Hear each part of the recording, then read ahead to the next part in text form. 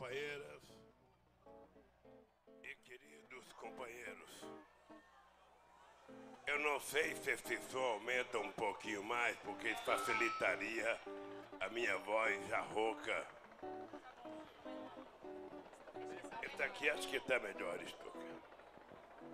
Querido companheiro Wagner, presidente da CUT, querido companheiro Aloysio Mercadante, ex-senador, ex-deputado federal, ex-ministro da Ciência e Tecnologia, ex-ministro da Educação, ex-ministro da Casa Civil da presidenta Dilma.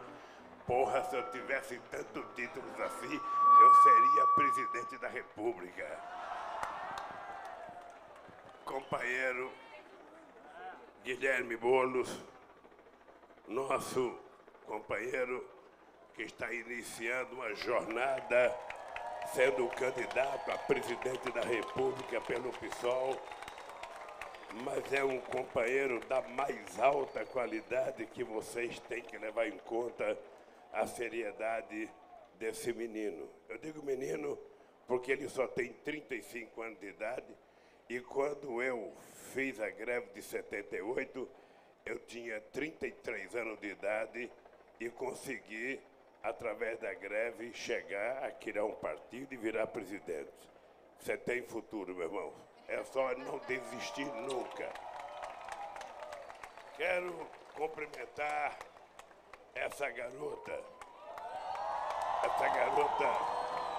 bonita, garota militante do PCdoB, que também está fazendo a sua primeira experiência como candidata a presidenta da República pelo PCdoB, o que eu acho um motivo de orgulho e uma perspectiva de esperança para esse país, ter gente nova se dispondo a enfrentar a negação da política, assumindo a política e dizendo: nós queremos ser presidente da República para mudar a história do país. Quero agradecer a companheira dessa mulher.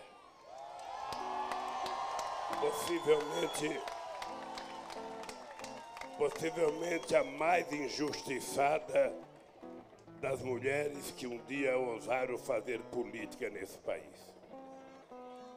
A injustiçada pelo jeito de governar, acusada de não saber conversar, acusada de não saber fazer política, mas eu quero ser testemunha de vocês.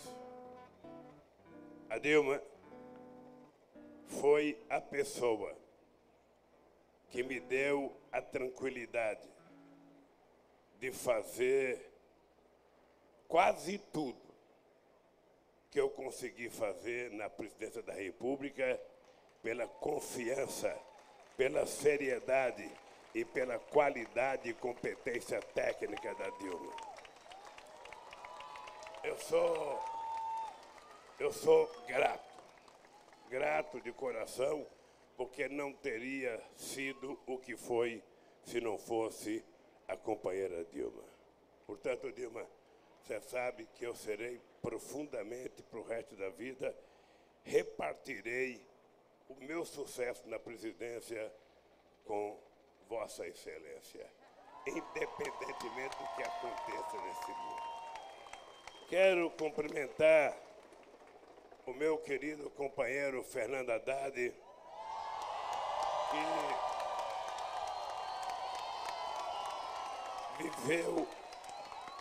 viveu o melhor período de investimento na educação brasileira nesse país.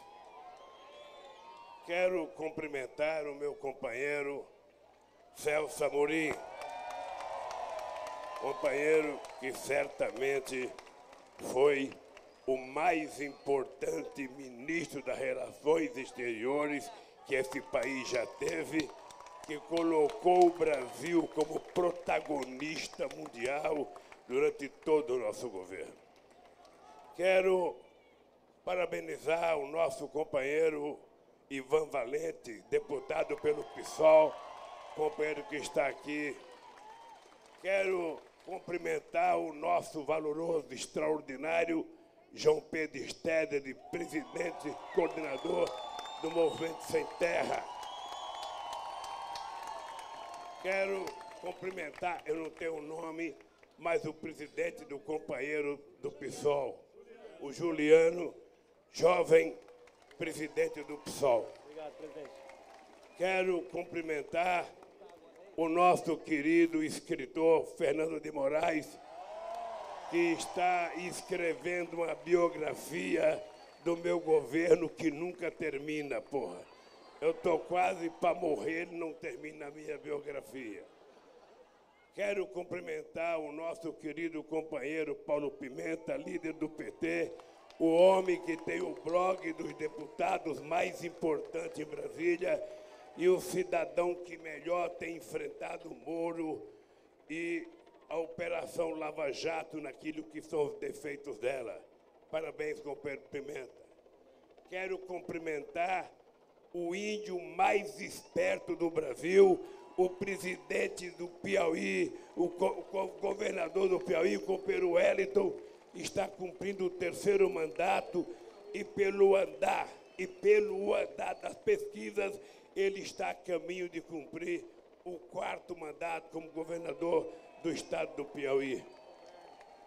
Quero aqui cumprimentar o companheiro Emídio, tesoureiro do PT, ex-prefeito de Osasco, que tem trabalhado incansavelmente para a gente recuperar o papel do PT na história desse país. Quero cumprimentar o companheiro Orlando Silva, presidente, ou melhor, deputado do PCdoB. Quero cumprimentar o nosso companheiro índio, que é da Intersindical, é um companheiro de muita qualidade. Quero cumprimentar o presidente da CTB, que está aqui, companheiro Adilson, que é um companheiro também muito importante no movimento sindical. Quero cumprimentar a nossa companheira Gleice Hoffmann, a nossa querida presidenta do nosso partido. Quero cumprimentar o companheiro Luiz Marinho, presidente do PT, ministro do Trabalho, ministro da Previdência. Contar 2 coisas do Marinho. O Marinho foi catador de algodão, catador de café e catador de amendoim em Santa Fé. O Marinho foi pintor na Volkswagen. O Marinho foi presidente desse sindicato. O Marinho foi presidente da CUT. O Marinho foi certamente o mais importante ministro de Trabalho no meu governo. E o Marinho foi o melhor ministro da Previdência, que foi o ministro que acabou com a CIRA na Previdência. E o Marinho foi o melhor prefeito que São Bernardo teve. E agora é o nosso presidente estadual. Quero cumprimentar o nosso senador, nosso querido Lindbergh,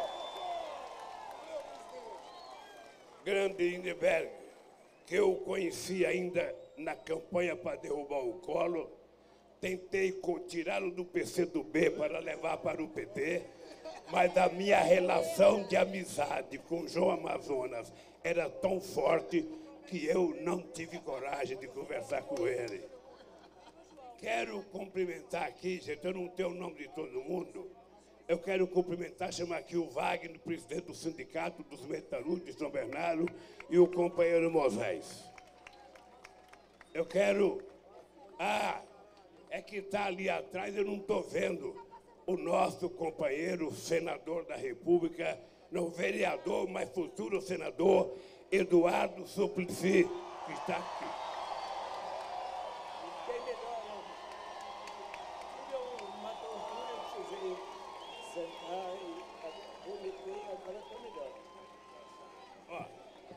Eu não posso falar que ele teve uma tontura, porque isso não é recomendável para quem está sendo candidato, viu? eu vou dizer que você estava sentado ali conversando com eleitores. Tá bem? É o médico que me chamou. Eu pedi para vir aqui o companheiro de Sergipe, que é o companheiro vice-presidente do PT, que tem a incumbência de coordenar as caravanas da cidadania por todo o território nacional, e vocês têm acompanhado pela internet o companheiro Márcio. Eu pedi para vir aqui 2 sindicalistas, porque eu nasci nesse sindicato. Quando eu cheguei aqui, esse sindicato era um barraco. Esse prédio foi construído já na nossa diretoria. Aqui, para vocês saberem, eu fui diretor de uma escola de Madureza que tinha 1.800 alunos. Você pensa que eu sou só torneiro mecânico? Pode dizer, diretor de escola com 1.800 alunos. Pois bem, e a minha relação com esse sindicato, aqui está o Paulão, que é vice-presidente do sindicato e é presidente da Confederação Nacional dos Metalúrgicos e é da Secretaria do Movimento Sindical do PT. Bem, eu não tenho nominato, eu estou chutando de improviso que eu estou vendo. Mas eu queria, Wagner, aproveitar a tua presença aqui para que esse pessoal soubesse que, na minha consciência, parte das conquistas da democracia brasileira a gente deve a esse sindicato dos metalúrgicos a partir de 1978. Aqui foi minha escola. Aqui eu aprendi sociologia, aprendi economia, aprendi física, química e aprendi a fazer muita política, porque no tempo que eu era presidente desse sindicato, as fábricas tinham 140 mil professores que me ensinavam como fazer as coisas. Toda vez que eu tinha dúvida, eu ia na porta da fábrica perguntar para a peãozada como fazer as coisas nesse país. Na dúvida, não erre.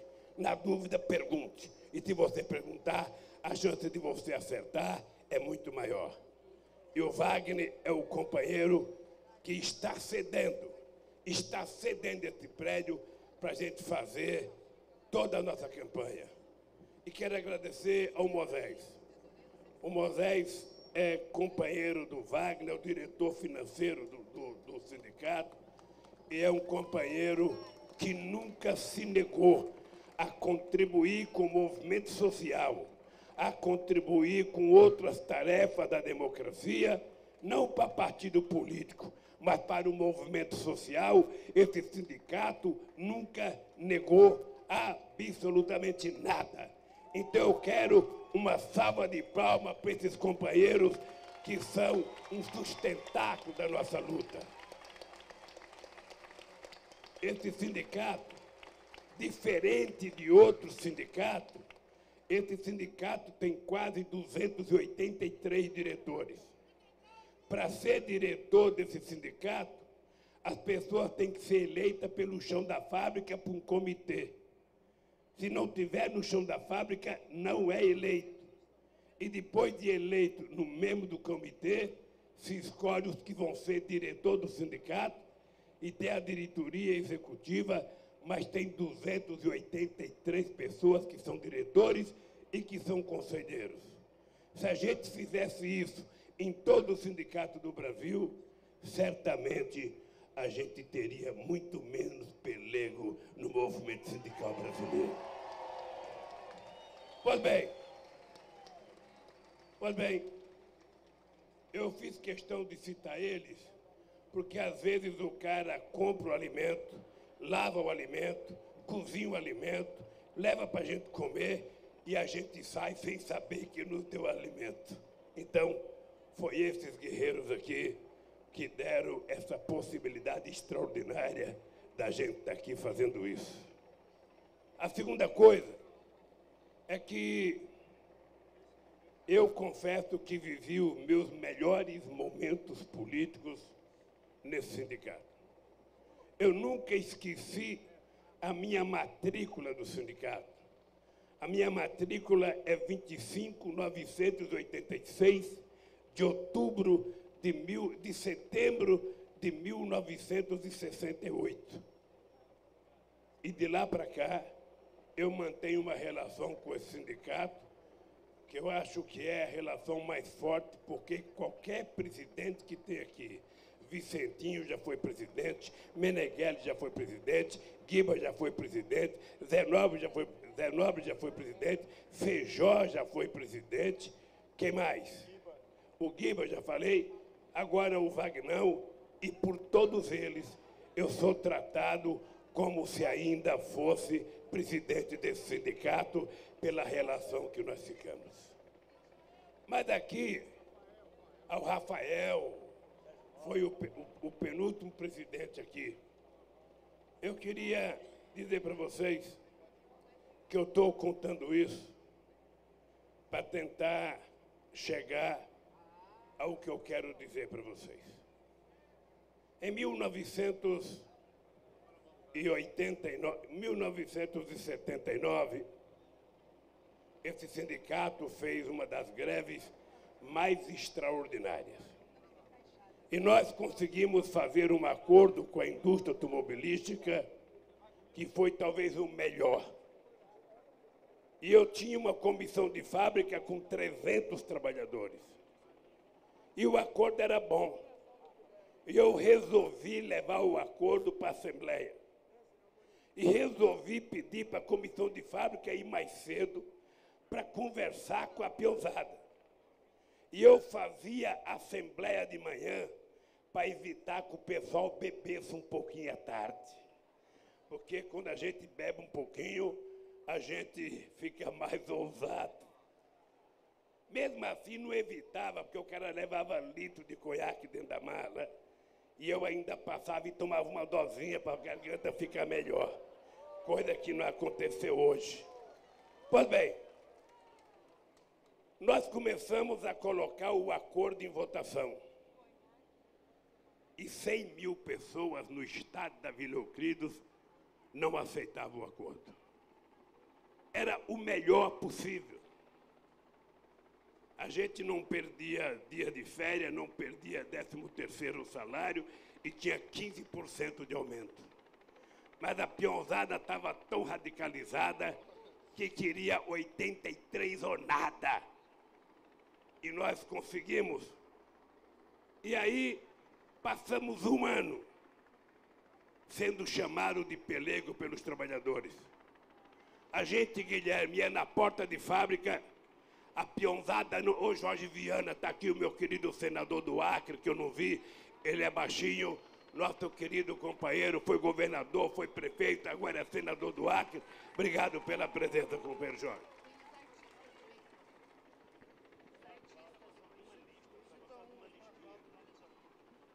Olha, para falar em nome dos artistas aqui, para citar todo, eu queria que o nosso Osmar Prado viesse aqui. Ele é o decano. Osmar Prado. Olha, tem muita gente aqui. Renegado. Ó.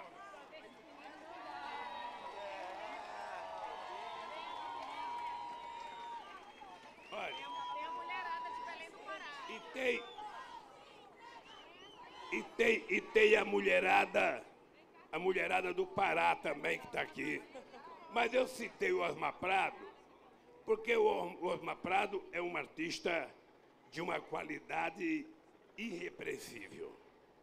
O que Deus não deu de tamanho para ele, deu de inteligência e de capacidade artística. E ele já fez papéis extraordinários.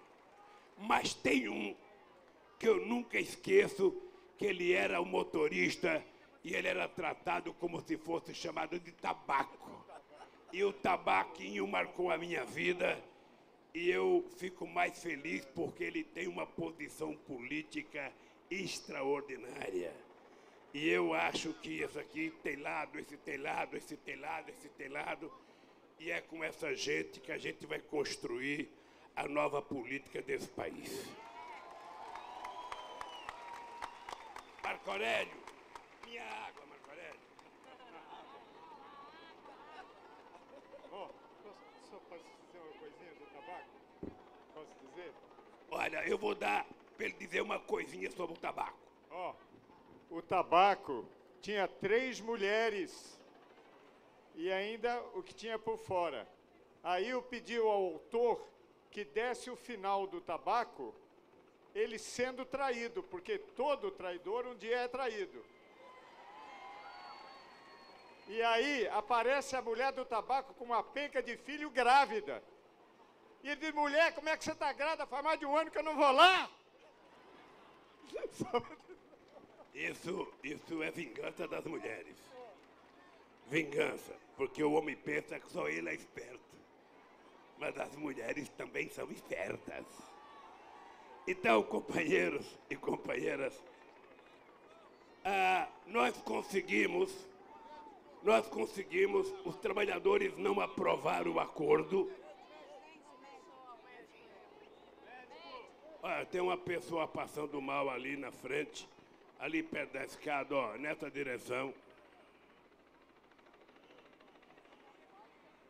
Chegou o médico aí? Olha, gente, se tiver um médico aqui, por favor. Hein? Tem uma médica que vai passar e vai chegar aí. Segura ela aí que tem uma médica que está indo para aí. Ela está ali perto daquelas câmeras de televisão ali. Olha lá, aquele pessoal que está levantando a mão. Muito bem. Espero que não tenha sido a minha voz. Porque se for, eu tenho que parar de falar. Mas eu ia dizendo para vocês, que nós não conseguimos aprovar a proposta que eu considerava boa. E o pessoal, então, passou a desrespeitar a diretoria do sindicato. E eu ia na porta de fábrica e ninguém parava. E a imprensa escrevia, Lula fala para os ouvidos moucos dos trabalhadores. Nós levamos um ano para recuperar o nosso prestígio na categoria. E eu fiquei pensando com ar de vingança. Os trabalhadores dizem que pode fazer 100 dias de greve, 400 dias de greve, que eles vão até o fim, pois eu vou testá-los em 1980. E fizemos a maior greve da nossa história. A maior greve. 41 dias de greve, com 17 dias de greve eu fui preso, e os trabalhadores começaram, depois de alguns dias, furar a greve.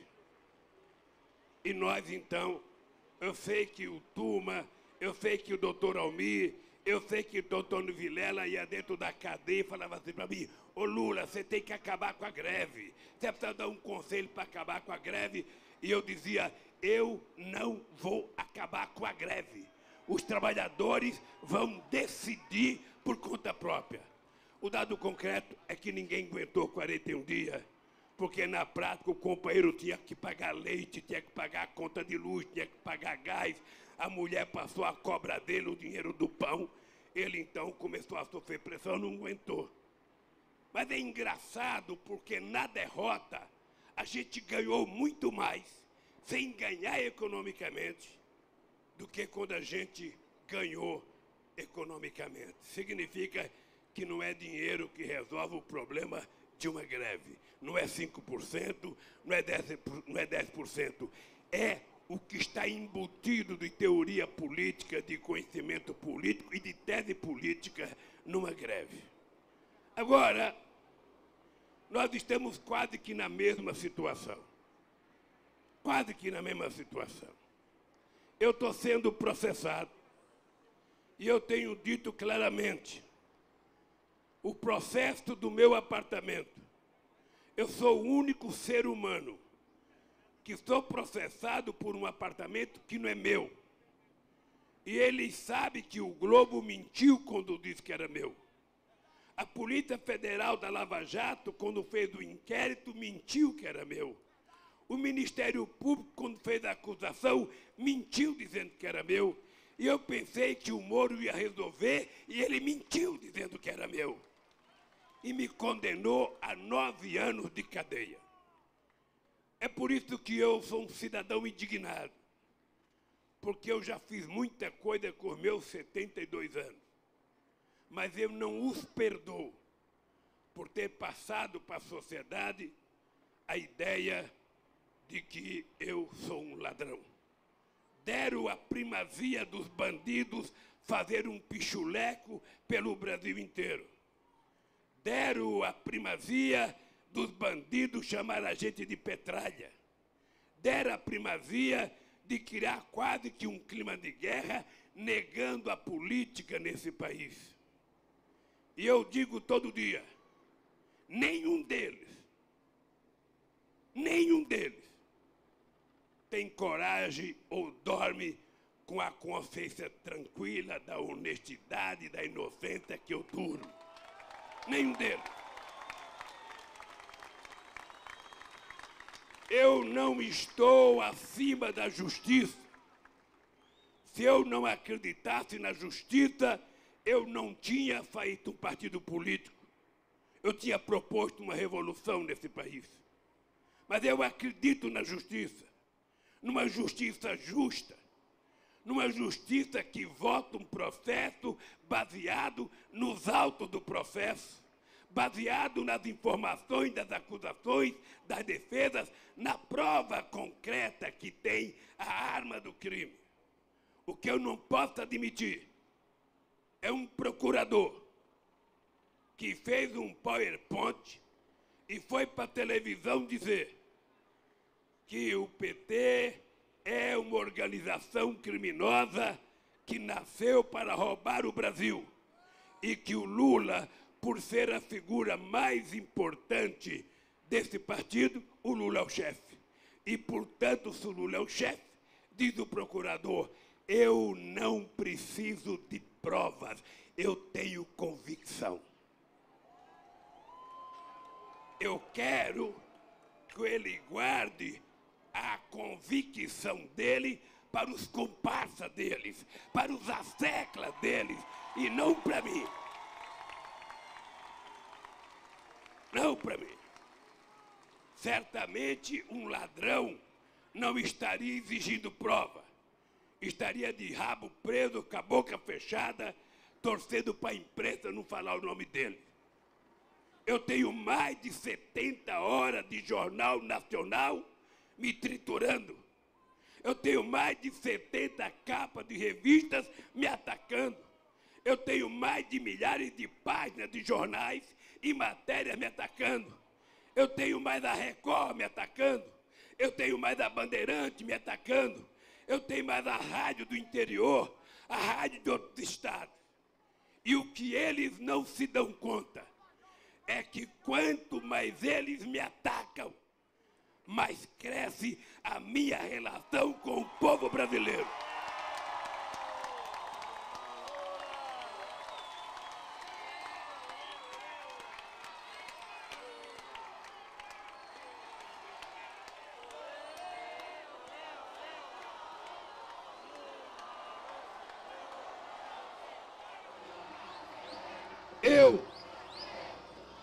Eu não tenho medo deles. Eu até já falei que gostaria de fazer um debate com o Moro sobre a denúncia que ele fez contra mim. Eu gostaria que ele me mostrasse alguma coisa de prova. Eu já desafiei os juízes do TRF4, que ele fosse para um debate na universidade que ele quiser, no público que ele quiser, provar qual é o crime que eu cometi neste país. E eu, às vezes, tenho a impressão, e tenho a impressão porque eu sou um construtor de sonhos.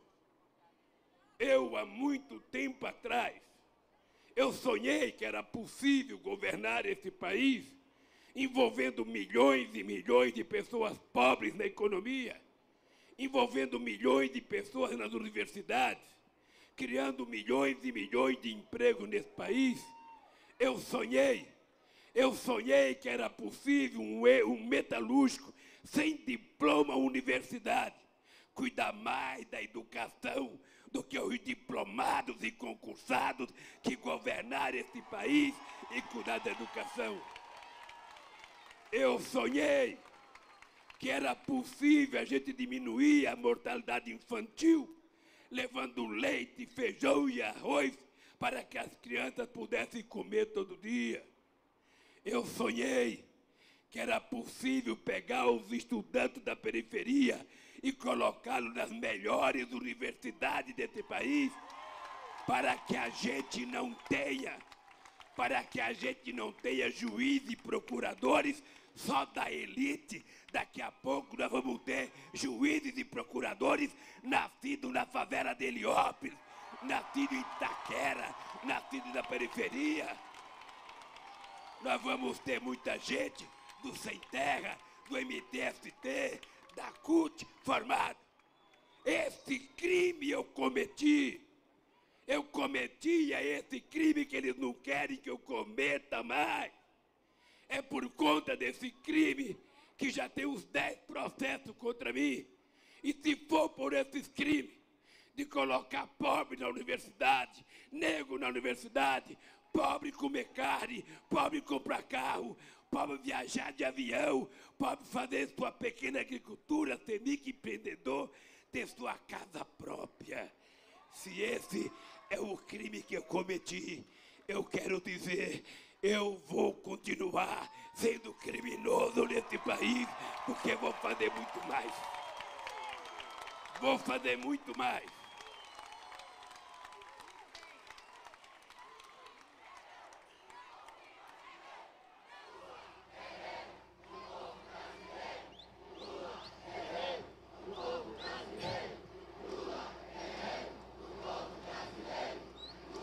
Companheiros e companheiras, eu em 1990, em 1986, eu fui o deputado constituinte mais votado na história do país. E nós ficamos descobrindo que dentro do PT, Manuela, companheiros, o Ivan era do PT na época, havia uma desconfiança que só tinha poder no PT quem tinha mandato. Quem não tivesse mandato era tido... Puta, eu não citei o senador Humberto Costa que eu vi aqui. Humberto Costa, senador de Pernambuco, eu esqueci de citar para vocês. Aí ninguém me deu nominata, aqui tá. A Fátima. Olha, a Fátima é do Rio Grande do Norte, ela será a futura governadora do Rio Grande do Norte. Esse aqui, junto com Paulo Pimenta, é o companheiro que mais briga e mais denuncia a Lava Jato. O Rosseto foi ministro do Trabalho e da Previdência e talvez será o governador do Rio Grande do Sul nessas eleições agora. Olha, tá aqui a nossa companheira Jandira Fegali, que é uma companheira extraordinariamente combativa. Tá? Mas, companheiros, cadê? O Glauber Rocha.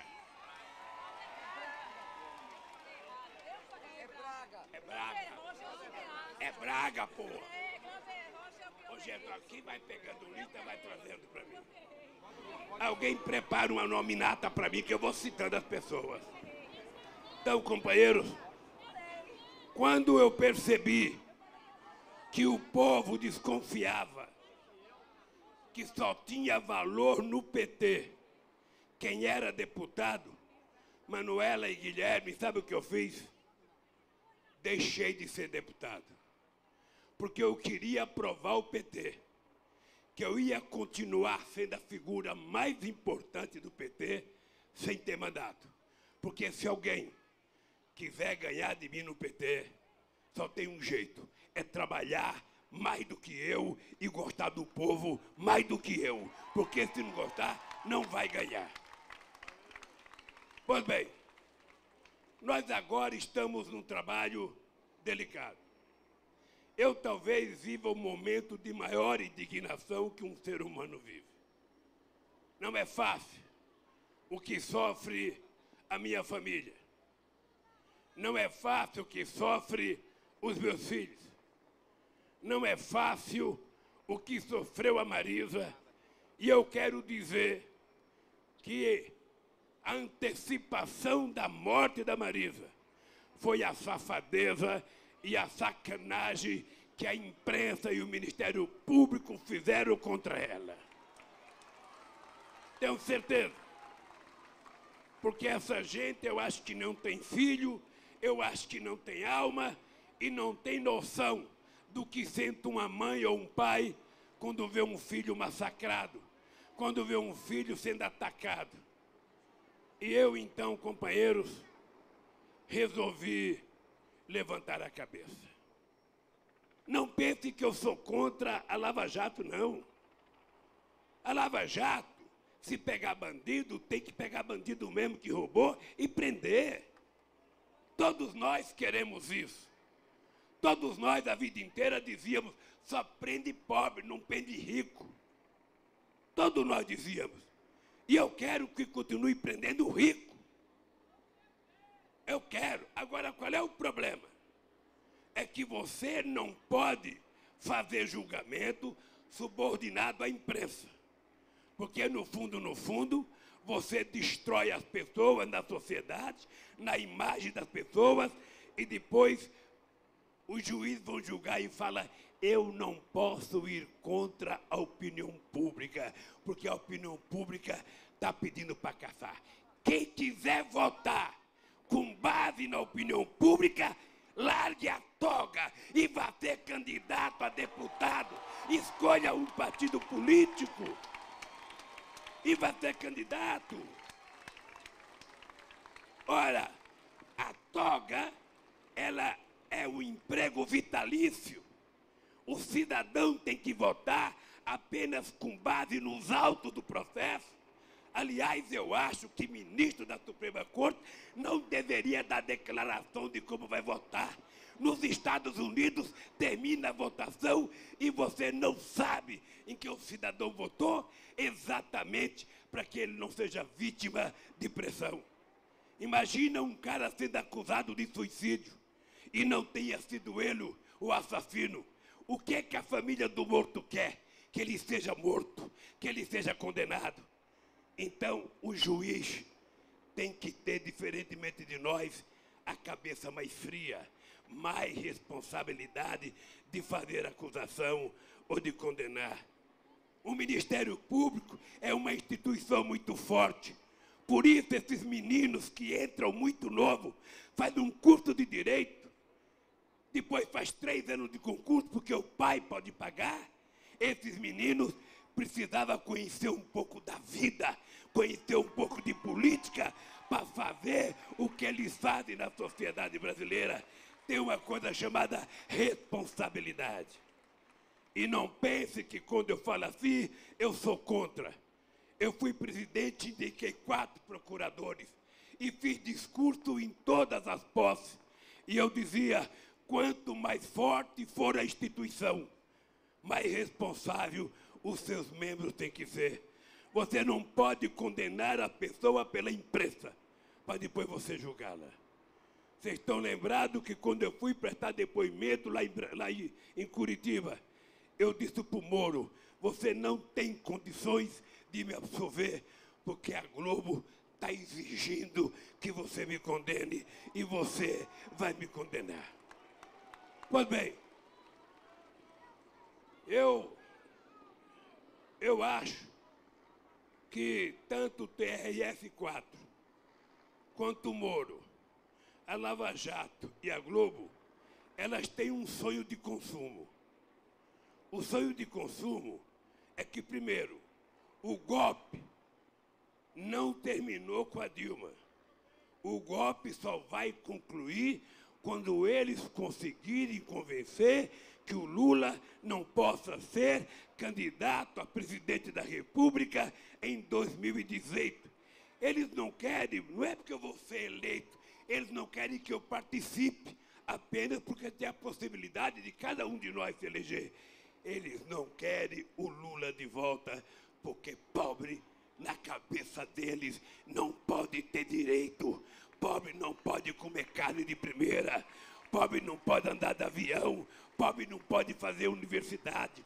Pobre nasceu, segundo a lógica dele, de comer e ter coisa de segunda categoria. Então, companheiros e companheiras, o outro sonho de consumo deles é a fotografia do Lula preso. Eu fico imaginando a tesão da Veja colocando a capa minha preta. Eu fico imaginando a tesão da Globo colocando uma fotografia minha presa. Eles vão ter orgasmo múltiplo.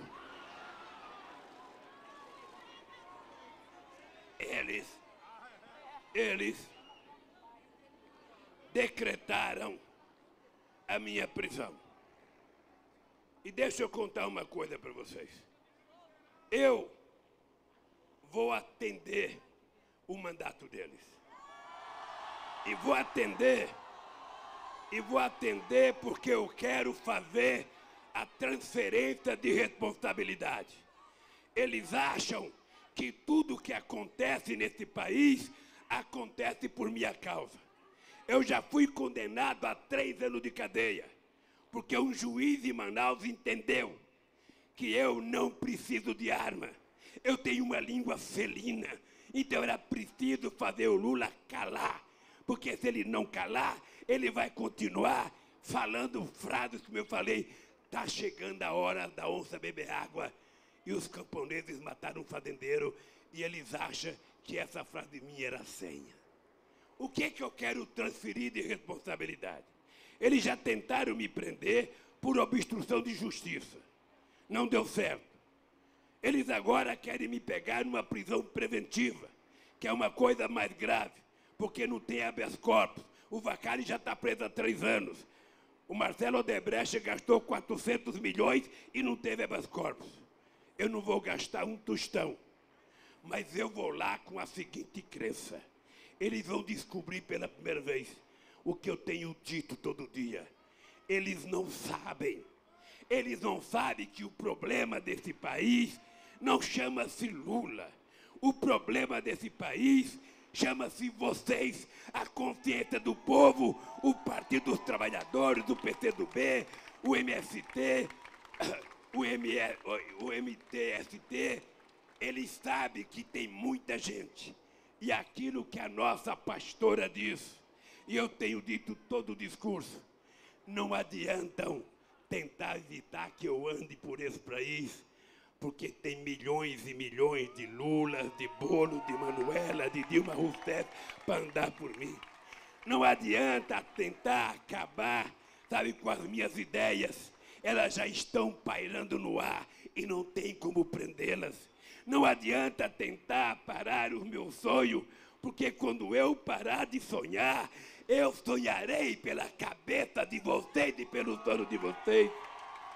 Não adianta achar que tudo vai parar o dia que o Lula tiver infarte. É bobagem, porque o meu coração baterá pelo coração de vocês, e são milhões de corações. Não adianta eles acharem que vão fazer com que eu pare. Eu não pararei porque eu não sou mais um ser humano. Eu sou uma ideia misturada com a ideia de vocês. E eu tenho certeza que companheiros como Sem Terra, MTST, os companheiros da CUT e do movimento sindical sabem. E essa é uma prova. Essa é uma prova. Eu vou cumprir o mandato. E vocês vão ter que se transformar, cada um de vocês Vocês não vão mais chamar Chiquinha, Joãozinho, Zezinho, Albertinho. Todos vocês daqui para frente vão virar Lula e vão andar por esse país fazendo o que você tem que fazer. E é todo dia, é todo dia. Eles têm que saber que a morte de um combatente não para a revolução. Eles têm que saber. Eles têm que saber que nós vamos fazer definitivamente uma regulação dos meios de comunicação para que o povo não seja vítima das mentiras todo santo dia. Eles têm que saber que vocês, quem sabe, são até mais inteligentes do que eu e poderão queimar os pneus que vocês tantos queimam, fazer as passeatas que tanto vocês queimam, fazer as ocupações no campo e na cidade. Parecia difícil a ocupação de São Bernardo. E amanhã vocês vão receber a notícia de que ganharam o terreno que vocês invadiram. Portanto, companheiros, eu tive chance agora. Eu estava no Uruguai, entre Livramento e Rivera. E as pessoas diziam assim para mim: Lula, você dá uma voltinha ali, é só atravessar a rua, finge que vai comprar um whiskyzinho, você está no Uruguai junto com o Pepe Mujica e vai embora e não volta mais de pedacinho político. Ô Lula, você pode ir na embaixada da Bolívia, você pode ir na embaixada do Uruguai, ô Lula, vai na embaixada da Rússia, ô Lula, vai na embaixada de quem? De lá você pode ficar falando. Eu falei, eu não tenho mais idade. A minha idade é enfrentá-los de olho no olho. E eu vou enfrentá-los aceitando cumprir o mandato. Eu quero saber quantos dias eles vão pensar que estão me prendendo. E quanto mais dias eles me deixarem lá, mais Lula vai nascer nesse país e mais gente vai querer brigar nesse país. Porque a democracia não tem limite, não tem hora para a gente brigar. Por isso que eu estou fazendo uma coisa muito consciente, mas muito consciente. Eu falei para os companheiros, se dependesse da minha vontade, eu não iria, mas eu vou. Eu vou porque eles vão dizer a partir da manhã que o Lula está foragido, que o Lula está escondido. Não. Eu não estou escondido, eu vou lá na barba deles, para eles saberem que eu não tenho medo, para eles saberem que eu não vou correr e para eles saberem que eu vou provar a minha inocência. Eles têm que saber disso. Tá? E façam o que quiserem. Façam o que quiserem. Eu vou terminar com uma frase que eu peguei em 1982, numa menina de 10 anos em Catanduva, que eu não sei quem é. E essa frase não tem autor.